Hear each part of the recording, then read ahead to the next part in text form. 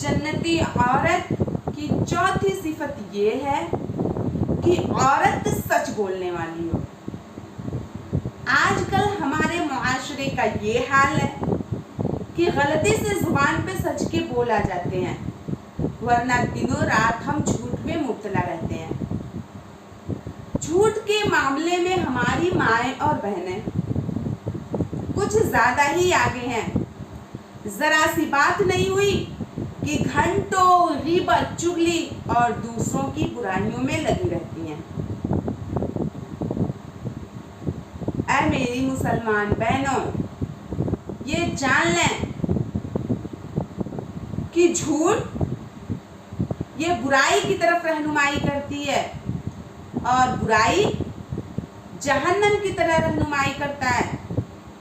आदमी हमेशा झूठ बोलता है, झूठ की तलाश में रहता है, यहाँ तक कि अल्लाह ताला के नज़दीक झूठा लिख दिया जाता है। और सच बोलो, क्योंकि सच ये नेकी की तरफ रहनुमाई करता है और नेकी जन्नत की तरफ रहनुमाई करती है। आदमी हमेशा सच बोलता है, सच की तलाश में रहता है, यहाँ तक कि अल्लाह ताला के नज़दीक सच्चा लिख दिया जाता है। जन्नती औरत की पांचवी सिफत ये है कि औरत सब्र करने वाली हो। ये दुनिया एक इम्तिहान गाह है। इस दुनिया में हम आजमाने के लिए भेजे गए हैं। यहाँ तरह तरह की मुसीबतें, परेशानियाँ, बहुत सारी चीज़ें हम पर आएंगी। अल्लाह रब्बुल आलमीन मर्दों के साथ औरतों को भी आजमाता है, कभी औलाद से महरूम करके, कभी मुसीबतों परेशानियों में डालकर, कभी सेहत और तंदुरुस्ती को छीन कर, तो कभी जालिम शौहर को मुसल्लत करके। लेकिन इन सारी परेशानियों का सामना हमारी माएँ और बहनें बहुत कम ही कर पाती हैं और जल्द ही वो शिकवा शिकायत करने लगती हैं।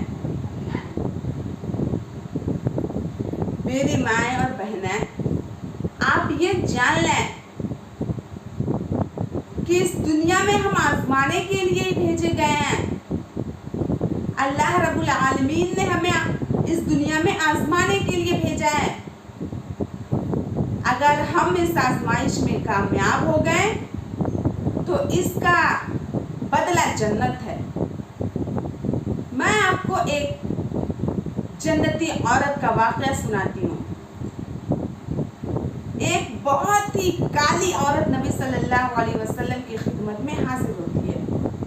उसने नबी सल्लल्लाहु अलैहि वसल्लम से इरशाद किया कि ऐ नबी सल्लल्लाहु अलैहि वसल्लम, कि मुझे मिर्गी के दौरे पड़ते हैं, और जब मिर्गी के दौरे पड़ते हैं तो मैं बेहोश हो जाती हूँ।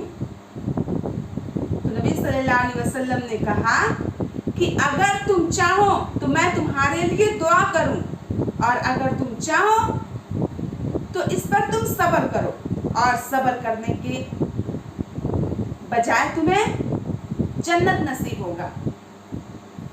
उस औरत ने कहा, ऐ नबी सल्लल्लाहु अलैहि वसल्लम, मैं सब्र करूंगी।